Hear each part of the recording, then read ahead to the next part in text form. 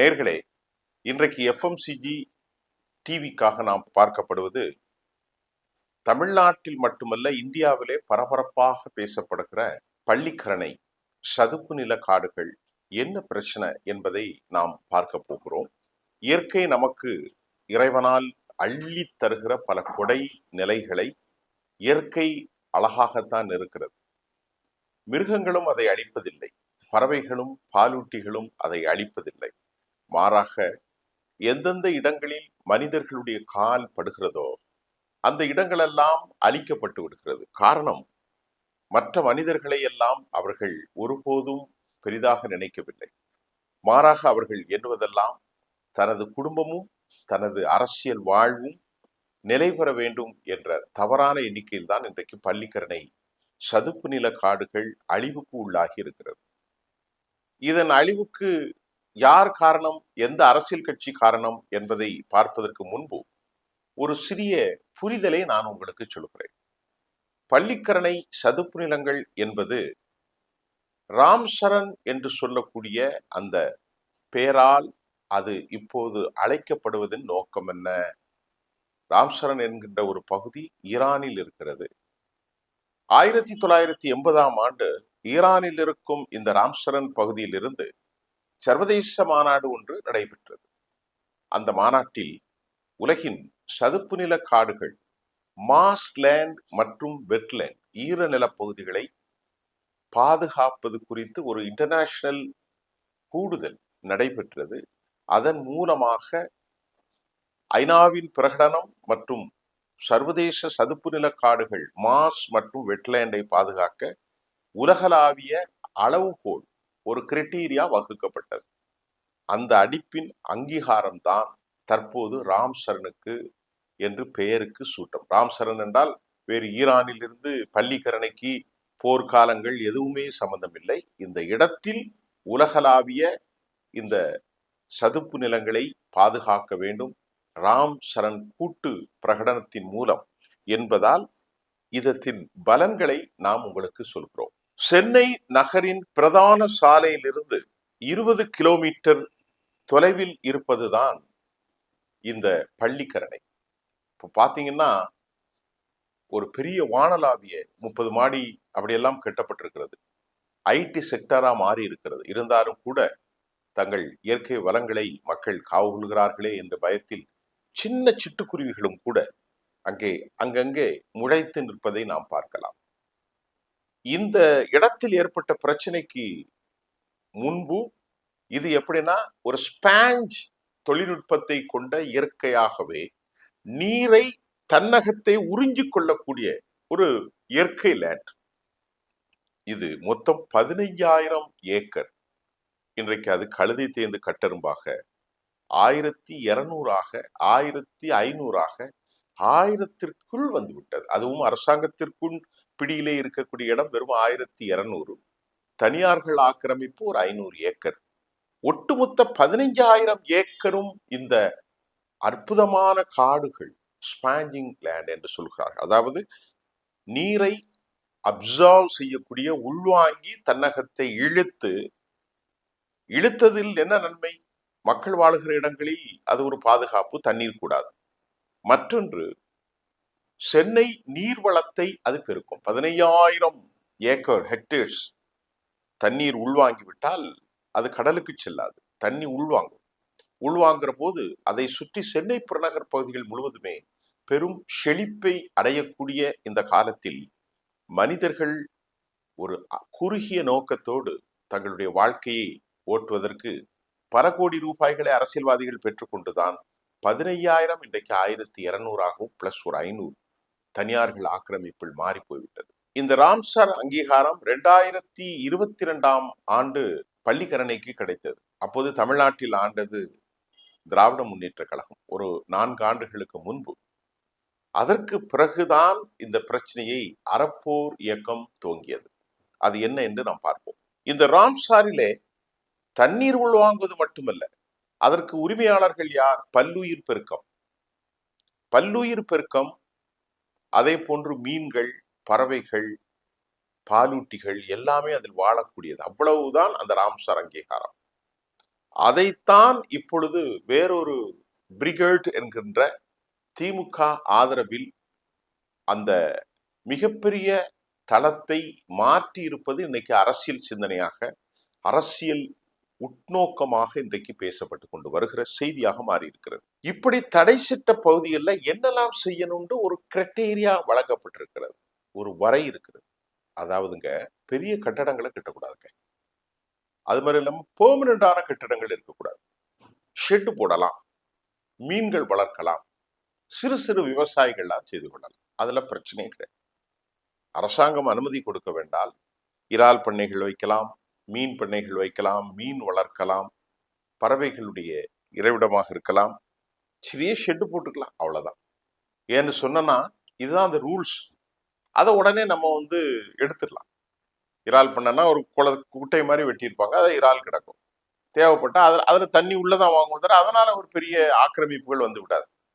கீரை தோட்டங்கள் போட்டு கொண்டலாம், விவசாயிகளுக்கெல்லாம் அரசு கொடுக்கலாம், விவசாய உள்பெருக்கத்தை கொடுக்கலாம், அதை ஒரு அழகான விவசாய நிலமாக மாற்றி இருக்கலாம். பாவிகள் தன்னை வளர்ப்பதற்கு நாசக்கேடாக ஆக்கியிருக்கிறார்கள்.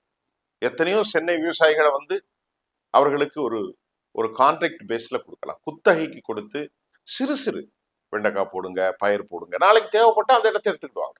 ஆனால் இது பெர்மனண்டாக கட்டி நாசம் செய்திருப்பதுதான் இப்பொழுது பெரும் சிக்கல். இந்த வெள்ள நீர் பாதுகாப்பு, பல்லுயிர் பெருக்கம், நீர்நிலைகள், ஆதாரங்கள் இவற்றை அழிப்பதற்கான நோக்கம் என்ன? என்ன நோக்கம் இருக்க முடியும்? பெரும் பணம் நடந்திருக்கும். நேயர்களே, எஃப்எம்சிஜினுடைய டிவி நேயர்கள், பெரும் பணமும் அரசாங்கத்தினுடைய இந்த உலக கொஞ்ச வாழ்க்கையில் நீராதாரங்களை அழித்தது யார் என்று தமிழ்நாட்டில் பார்த்தால் ஏரிகள் சென்னையே ஒரு ஏரி மாவட்டம் தான். சென்னை என்றால் சென்னை, திருவள்ளூர், காஞ்சிபுரம், செங்கற்பட்டு எல்லாமே ஏரி மாவட்டம். அவ்வளவையும் உருக்குலைத்தது யார் என்று சொல்லி பார்த்தால் அரசுகள் தான் செய்திருக்கிறது. பள்ளிக்கரணை, வேளாச்சேரி, மடிப்பாக்கம், இப்படி எல்லா இடங்களிலும் இன்னைக்கு அவ்வளவு இடங்களிலும் தண்ணீர் கெட்டி நிற்கிறது என்றால் காரணம் என்ன? நீர் வடிவதற்கு இருந்த இயற்கை அன்னை கொடுத்த அந்த அழகான சதுப்பு நிலங்களை, மாஸ் மற்றும் வெட்லேண்ட்ஸ் சொல்லக்கூடிய இந்த நீராதாரங்களை அழித்து 1200 பேருக்கு உள்ள வந்த ஒரு பெரிய கட்டடத்தை 2000 கோடியில பிரிகேட்ஸ்ங்கிற ஒரு நிறுவனம் உள்ள வருகிறது. அந்த நிறுவனம் என்ன சொல்லுது தெரியுமா? நாங்க இருக்கிறதுக்கு இதுக்கு சம்பந்தமே இல்லை அப்படின்னு சொல்லி இந்த பிரிகேட்ஸ் நிறுவனம் செய்த மோசடி தான் இன்றைக்கு தமிழ்நாடு மக்களை முழுவதுமாக கொதிப்பு நிலைக்கு உள்ளாக்கி இருக்கிறது. இந்த இடத்துல இந்த பிரிகேட்ஸ் வருவதற்கு முன்பு 160க்கு மேற்பட்ட பறவைகளின் சரணாலயமாகவும் 50 வகை மீன்கள் வாழக்கூடிய இடமாகவும் இருந்ததை எப்படி பிரிகேட்ஸ் அப்படிங்கிற ஒரு கம்பெனி, ஒரு கன்ஸ்ட்ரக்ஷன் கம்பெனி, நாங்கள் 1200 வீடுகளைத்தானே கட்டுகிறோம், மக்களைத்தானே வாழ வைக்கிறோம், வளர்ச்சி தானே வருகிறது என்று 2022 ஆண்டுகளுக்கு பிறகு சர்வதேச குறியீடான ராம்சர் அங்கீகாரம் கெட்ட பின்பு 24, 25களில் அன்றைய ஆளும் திராவிட முன்னேற்ற கழக ஆட்சியில் அனுமதி பெற்று இந்த இடத்தில் கட்டடங்களை 2000 கோடிக்கு 1250 வீடுகளை கட்ட பிரிகேடிங் அந்த நிறுவனம் முயலுகிறது என்றால் அவர்களுக்கு பின்னணி யார்? இதில் அந்த நிறுவனம் மட்டும்தானா? இன்னும் பல பினாமிகள் இருப்பதற்கு வாய்ப்புண்டே என்று நம்புவதற்கு ஏராளமான காரணங்கள் இருக்கிறது. அதில் மாற்றமில்லை.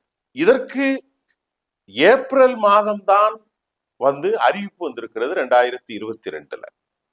ஜூலை மாதம் இந்த பிரிகேடியர் கம்பெனி நாங்க கெட்ட போறோம்னு அரசிடத்துல அனுமதி கேட்குது.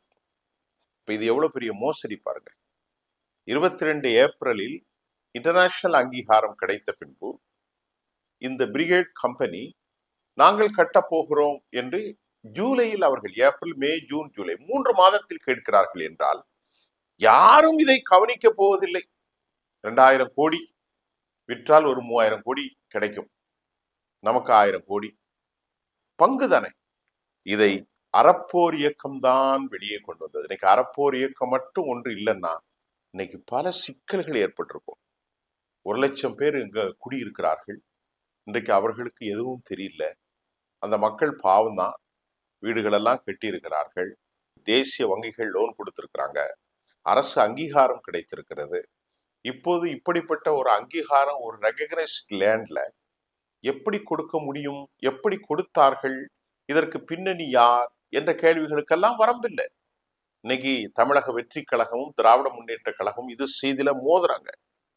எல்லாவற்றையும் காவு கொண்டார்கள். மலைகளை காவு கொண்டார்கள், மனிதர்கள் வாழ்விடங்களை காவு கொண்டார்கள், யானை தடங்களை காவு கொண்டார்கள், மீன் வளங்களை காவு கொண்டார்கள், கடல் நிலைகளில் வரப்போத அந்த உப்பு தண்ணி நன்னீர் தண்ணும் அதை காவு கொண்டார்கள். இன்னைக்கு கூட பார்க்கிற முட்டுக்காடுங்கிற இடத்துல அழகான ஒரு போட்டிங் இருந்தது. அதை திமுகவினுடைய ஜி ஸ்கொயர் என்கின்ற நிறுவனம் அதை எடுத்து இன்றைக்கு கட்ட ஆரம்பித்து விட்டார்கள்.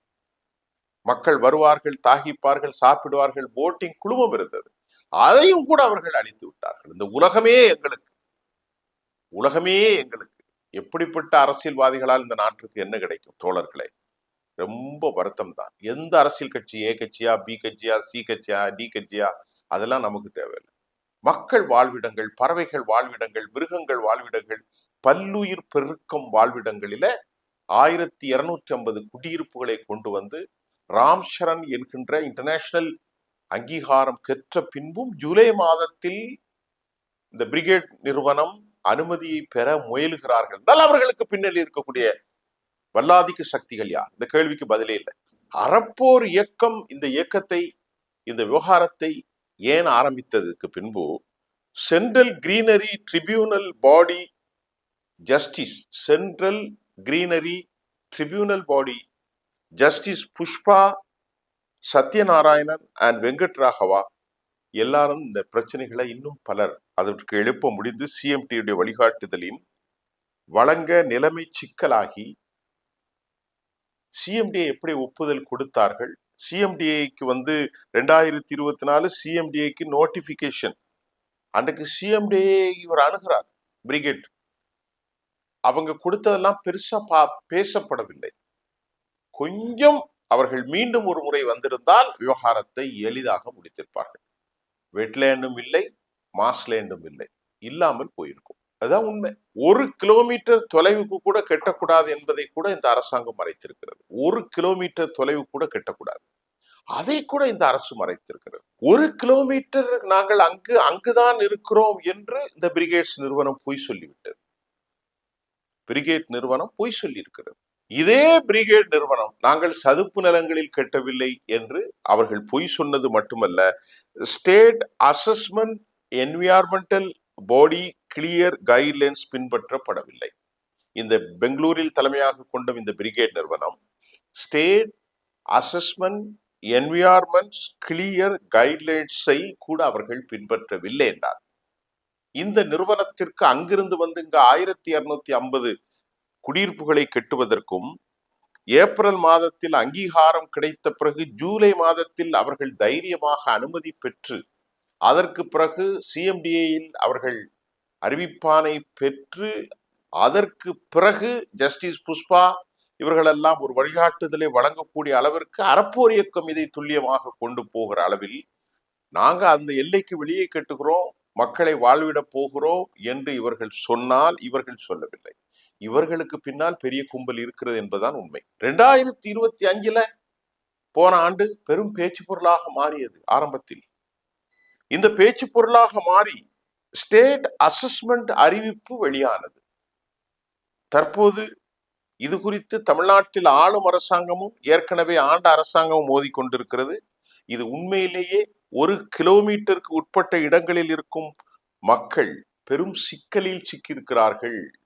விற்க முடியாது, வாங்க முடியாது, அப்ரூவல் கிடையாது, வங்கிகளில் லோன் கிடையாது. இந்த அளவிற்கு இதனுடைய பின்னணி தகவல்கள் இப்போது பெரும் பேச்சு பொருளாக மாற்றிருக்கிறது. நம்ம பார்க்கும்போது சென்னையில டி நகர், இன்னைக்கு கோயம்பேடு, வேளாச்சேரி, பள்ளிக்கரணை எல்லாமே நீர்நிலைகள் தானே, தாம்பரம் வரைக்கும். இந்த நீர்நிலைகளை அப்படியே விட்டுட்டு அடர்ந்த காட்டு பகுதிகளாக விவசாய நிலைகளாக மாற்றி இருந்தாலே போதும். அப்படியே பென்ஸ் பண்ணி சிறு விவசாயிகளுக்கு குத்தகை அல்லது விவசாயிகளுக்கு யார் வேணாலும் எடுத்துக்கிட்டு ஒரு அளவீட்டை போட்டு கொடுத்துருந்தா இன்னைக்கு பிரமாதமா இருந்திருக்கும். பல்லுயிர் பெருக்கம் இருந்திருக்கும், மாஸ்லேண்டு, வெட்லேண்ட் அப்படி இருந்திருக்கும். 15,000 ஏக்கரும் அற்புதமாக இருந்திருக்கும். மக்கள் இன்னைக்கு பெரிய வானளாவிய கட்டிடங்கள், ஐடி ப்ரொஃபஷனல், அது ஒரு சர்வீஸ் ஓரியன்ட் தான், ஒரு பெரிய மேனுஃபேக்சரிங் ஒன்றும் இல்லை. வெளிநாடுகள் கம்பெனிகள் மக்கள் கொதித்து நின்று இன்றைக்கு பெரும் சிக்கலை ஏற்படுத்தி இருப்பது அரசியல்வாதி தான் இதற்கு பின்னணி காரணம், வேற யாரும் இல்லை. இதே அரசியல்வாதிகள் தான் இன்னைக்கு கோலாச்சலம் மெட்ராஸ்ல. நாம ஒரு கேள்வி எழுப்போம், இன்னைக்கு மெட்ராஸ்ல ஜி ஸ்கொயர்ங்கிற ஒரு நிறுவனம் கூட அரசியல் ஆதரவு பெற்ற நிறுவனம். அதே நிறுவனம் ஏன் இவர்களுக்குள் ஒரு டைப் இருக்கக்கூடாது? ஏன் இவர்கள் சதுப்பு நில காடுகளை சர்வதேசத்தின் அங்கீகாரத்தையும் கோர்ட்டினுடைய வழிகாட்டுதலையும் மீறி அதை ஆக்கிரமித்து 5,000 கோடி தொழில் பண்ணிடுவாங்க? அவ்வளவு மோசமான விஷயத்துல எப்படி அங்கீகாரம் கொடுத்தார்கள் என்ற பல கேள்விகளுக்கு விடை தெரியவில்லை. அதனால உண்மையிலேயே வரக்கூடிய அரசாங்கங்கள் ஒரு தனி மனிதன் வாழ்வதற்கு ஒட்டுமொத்த சமூகங்கள் இன்னைக்கு பாதிக்கப்பட்டிருக்கிறார்கள். புறம்போக்கு லேண்ட் என்பது அரசின் லேண்ட், அதையெல்லாம் பட்டாப்படுத்தி கொடுக்கிறார்கள். ஆற்றுப்படுகை, ஏரி படுகை, எல்லாவற்றையும் நீர் ஆதாரங்கள், நீர் நிலைகள் இன்னைக்கு அம்பத்தூர்லாம் பெரிதாக பாதிக்கப்பட்டிருக்கிறது. எல்லா ஆக்கிரமிப்பு கேட்டால் பலர் போராட வருகிறார்கள். மண்ணின் மைந்தர்கள் பூர்ண குடிகள் என்பதெல்லாம் அல்ல. இந்த இடம் பூர்வ குடிகளுக்கு பூர்வ குடிகள் இடத்தில் இருக்கலாம். அரசு நிலங்களை, மக்கள் குடுகிற இடங்களை, தாவரங்கள் வாழ்வதை, நீர்நிலைகளை, பறவைகள் சரணாலயத்தை எப்படி நீங்கள் ஆக்கிரமித்து கொட்டாய் போட முடியும்? குளத்திற்குள்ள கொட்டாய். இன்னைக்கு நான் சொல்லக்கூடிய அவ்வளவு இடங்களும் நீர்நிலைகளுக்குள் தான் மாட மாளிகையும் கோட கோபுரமும் கட்டப்பட்டிருக்கிறது. அவ்வளவு. ஆகவே கடந்த ஆட்சியில் நடந்த தவறுகள் சரி செய்யப்பட வேண்டும். அறப்போர் இயக்கத்திற்கு நாம் உளப்பூர்வமாக நன்றியை தெரிவித்துக் கொள்கிறோம். 15,000 ஏக்கர் இப்பொழுது 1,247 ஏக்கராக சுருங்கி இருக்கிறது. இதையாவது மீட்டு சூழலியல் ஆர்வலர்கள் உண்மையிலேயே அராஜக போக்கை தடுத்து நிறுத்த வேண்டும். தவறான நடவடிக்கை மேற்கொண்ட அனைவரும் சட்டத்தின் முன் நிறுத்தப்படுவார்களா? நீதி கிடைக்குமா? சதுப்பு நில காடுகள், பல்லுயிர் உயிர்கள், மீன்கள், பறவைகள் வாழுகிற இந்த வெட்லேண்ட் நீராதாரத்தை உறிஞ்சி சென்னையை பாதுகாப்பாக, இன்னைக்கு அர்பனைசேஷன்ல பாதுகாப்பு மண்டலம் இதுதான். அதையாவது காப்பாற்ற முடியுமா? காப்பாற்ற வேண்டும் என்பதுதான் எஃப்எம்சிஜி டிவிக்காக. இன்றைக்கு பள்ளிக்கரணில் என்ன நடக்குன்னு தெரியல. ஆகவே எஃப்எம்சிஜி டிவி இன்னும் அடுத்தடுத்த செய்திகளோடு மக்களின் விழிப்புணர்வுக்காக உங்களுக்கு பல செய்திகளை தர காத்திருக்கிறோம். மீண்டும் அடுத்த நிகழ்ச்சியில் எஃப்எம்சிஜிக்காக நான் உங்களை சந்திக்கின்றேன். நன்றி.